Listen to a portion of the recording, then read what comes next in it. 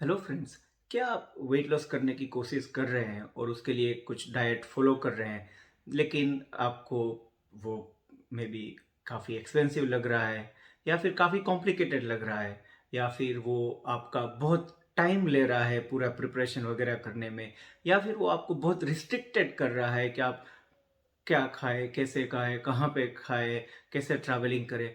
अगर आप weight loss करना चाहते हैं और अगर आपको वेरियस डाइट प्रोग्राम से ये सब प्रॉब्लम आ रहे हैं, तो आप आज का ये वीडियो ज़रूर देखें, जिसमें मैं आपको बताऊंगा कि इंटरमिटेंट फास्टिंग से कैसे हम इन चीज़ों के ऊपर हावी हो सकते हैं। मैं हूं doctor Kunal Kothari from K to smart life, joining you in your journey of happiness and health. आज इस वीडियो में हम बात करने वाले हैं इंटरमिटेंट फास्टिंग के बारे में, उसके क्या एडवांटेजेस है, वो वेट लॉस में किस तरह से हेल्प कर सकता है, और आप उसको कैसे, अगर आपने कभी इस तरह का फास्टिंग नहीं किया है तो शुरू कर सकते हैं। सबसे पहला गुड न्यूज़ ये है कि आप में हम सब फास्टिंग करते ही हैं, क्योंकि आप जब रात को सोते हैं और सुबह पहली बार जब उठ के खाना खाते हैं, जो पीरियड है वो ऑलरेडी फास्टिंग है। तो हम एक या दूसरी तरीके से फास्टिंग तो कर ही रहे हैं। और मैं जब फास्टिंग के बारे में बात कर रहा हूँ तो मैं कुछ नई बात नहीं कर रहा हूँ। हमारे स्क्रिप्चर में, हमारे एंशियंट वर्सेस में, हर एक रिलीजन में कोई ना कोई तरह से फास्टिंग तो बोला गया ही है। तो ये जो बात कर रहे हैं वो एक काफ़ी सालों से चली आ रही है, जो हमारे ह्यूमन स्पीसीज के लिए कोई भी तरह से नई बात नहीं है। और अब हम जब वेरियस डाइट प्लान के कॉम्प्लिकेशन की बात करते हैं, तब एडवांटेज ये है बिगेस्ट फास्टिंग का, जिसमें मैंने उसको चार उसके नाम में ही डिवाइड किया है कि F is for free, A is for available, S is for simple, और T is for time saving. तो हम चारों के बारे में देखें तो फ्री है, क्योंकि इसमें आपको कुछ और करना नहीं है कि कोई ऐसा कॉम्प्लिकेटेड चीज़ है, कोई प्रोटीन शेक्स खरीदना है, कि पाउडर खरीदने हैं, कोई महंगे सब्जियां खानी है, उस तरह का कुछ ही चीज़ आपको करना नहीं है। तो आपके पैसे तो डेफिनेटली इसमें बचेंगे। ट्रैवलिंग में कर सकते हैं आप, घर में कर सकते हैं आप, विंटर में कर सकते हैं आप, समर में कर सकते हैं। तो ये पूरा ऐसी चीज़ है कि जो हमेशा अवेलेबल है। जब एस की बात करते हैं, ये एकदम सिंपल है, क्योंकि इसमें कोई आपको कोई रात को याद करके कोई फूड को भिगोना है, सुबह उसको बॉईल करना है, उसको छिलना है। तो ये सिंपल है, आपको उसके लिए उस तरह की कोई भी बैकग्राउंड तैयारी की ज़रूरत नहीं है। टी और टाइम सेविंग की बात करते हैं, तो आपको अगर समझे ब्रेकफास्ट लंच डिनर में से सिर्फ 2 ही मील करने हैं, आपको इन बिटवीन स्नैकिंग नहीं करना है, तो एक्चुअली आपका बहुत टाइम बच जाएगा। और actually then you have a time available to do something else. और अगर आपको सोच रहे हैं कि उस वो मैं जो टाइम सेव करूंगा, क्योंकि आपको ना ही फूड की प्रिपरेशन करनी है, ना ही खाना खाना है, ना ही उसके बाद का क्लीनिंग करना है, तो उसमें आप एक्चुअली अपने ब्रेन को बूस्ट कर सकते हैं। और उसके लिए आप मेरा माइंडफुलनेस और मेडिटेशन के वीडियो देख सकते हैं, जो मैंने डिस्क्रिप्शन में लिंक दिया है। अब से वेट लॉस कैसे होता है, तो उसके लिए हमें समझना पड़ेगा, ये एक इंसुलिन हार्मोन है, अपने पेनक्रियास जो बॉडी का ऑर्गन है उसमें से आता है, उसका रोल समझना पड़ेगा। नाउ आप सभी लोगों ने डायबिटीज़ के साथ इंसुलिन का नाम सुना होगा, कि जो एक टाइप 1 डायबिटीज़ करके बीमारी है, जिसमें इंसुलिन का प्रोडक्शन बिल्कुल नहीं होता है, तो फिर इंसुलिन के इंजेक्शन वगैरह लगाने पड़ते हैं। और कई बार अगर आपको टाइप 2 डायबिटीज़ काफ़ी सालों से हैं, तो लोगों को इंसुलिन के टीके भी लेने पड़ते हैं। बॉडी के दो स्टेट होते हैं, एक होता है फैट स्टोरेज और एक होता है फैट बर्निंग। और इस दोनों में से एक टाइम पे एक ही चल सकता है, और ये डिटरमाइन करता है इंसुलिन। अगर इंसुलिन हार्मोन बाहर है, तो वो आप समझ ले कि अगर आपके जो एनर्जी स्टोर्स है, जो फैट स्टोर्स है, वो समझे आपके घर का बेसमेंट है।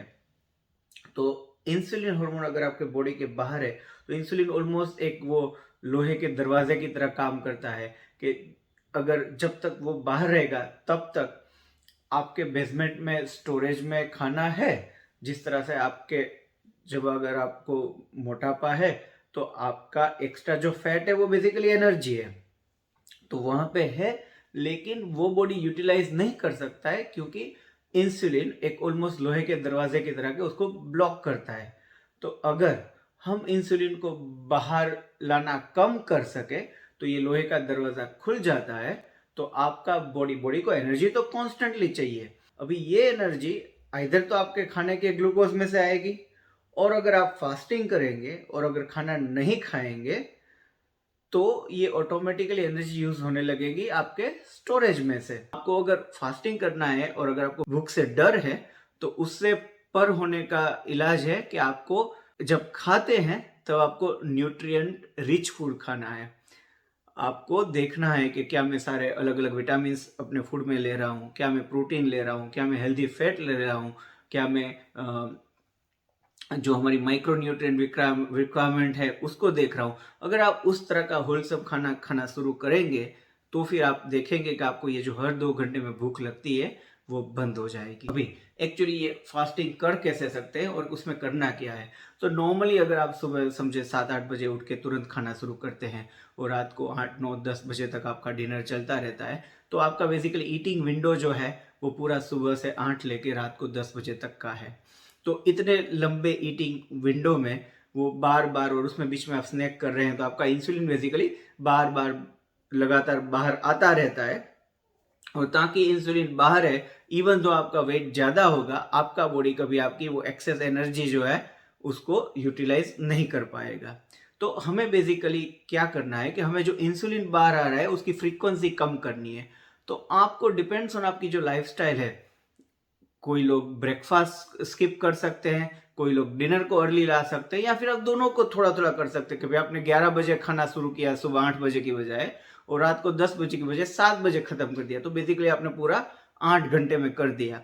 तो ये 8 आवर्स का जो चीज है वो 8-16 फास्ट बोलते हैं, वो आपने काफी सुना होगा कि भाई आप 8 घंटे के विंडो में खाना खाते हैं और 16 घंटे नहीं खाते। दैट्स अ वेरी कॉमन और basic way to start it. फिर एक बार आपको कॉन्फिडेंस आने लगे तो आप वो विंडो को और नैरो कर सकते हैं कि भाई 6 घंटे में खा लिया या 4 घंटे में खा लिया। कई लोग एक ओमेड बोलते हैं कि 1 मील ए डे करते हैं। कई बार अगर आपको बहुत वेट लॉस वगैरह जरूरत है तो अल्टरनेट डे मील बोलते हैं कि भाई आपने एक दिन खाया एक दिन नहीं खाया, वो सब कर सकते हैं। लेकिन अगर आप इस जर्नी में शुरू ही कर रहे हैं तो आपको सिर्फ अपना फर्स्ट आप जो मुंह में निवाला डालते हैं और जो लास्ट चीज है उसका गैप देखना है और उसको दोनों तरफ से 1-1 घंटे कम करके देखें कि आप उसको किस तरह से स्क्वीज कर सकते हैं। मैं खुद है वो ब्रेकफास्ट मैंने काफी टाइम से नहीं किया है, ऐसा नहीं है कि नहीं करता हूँ, but breakfast is more like a treat. कभी वीकेंड में कभी किया ये किया, but in a normal working day breakfast की जरूरत नहीं पड़ती है। तो पूरा जो खाना है वो 12 और 8 के बीच में हो जाता है। और जो फास्टिंग में ट्रू फास्ट किसको बोलते हैं, उसमें आप क्या खाना खा सकते हैं। तो फास्टिंग में आप बेसिकली जिस चीज़ों से आपका फास्ट नहीं ब्रेक होगा वो है कि उसमें आप क्लियर फ्लूइड्स ले सकते हैं, कि जैसे कि ब्लैक टी हो गई, ब्लैक कॉफ़ी हो गई, ग्रीन टी हो गई, कोई भी मिनरल वाटर है, कोई स्पार्कलिंग वाटर है। उस तरह की चीज़ें अगर आप लेंगे कि या वेजिटेबल ब्रोथ है कि बोन ब्रोथ है, तो इस तरह की चीज़ें लेने से आपका फास्टिंग ब्रेक नहीं होगा। अगर आपको बहुत तकलीफ हो रही है तो आप कम मिल्क वाली या क्रीम वाली या बटर वाली टी कॉफ़ी ले सकते हैं। लेकिन अगर वो लेने से आपका वेट कम हो रहा है तो आप कंटिन्यू करें। अगर आपको लग रहा है कि आपने ये शुरू किया लेकिन अभी भी आपका वेट नहीं कम हो रहा है तो शायद फिर आपको उसको भी बंद करके पूरा क्लियर फ्लूइड रखना पड़ेगा। फास्टिंग किन लोगों को नहीं करना चाहिए, तो आप बच्चे हैं क्योंकि वो उनकी ग्रोइंग रिक्वायरमेंट डिफरेंट है।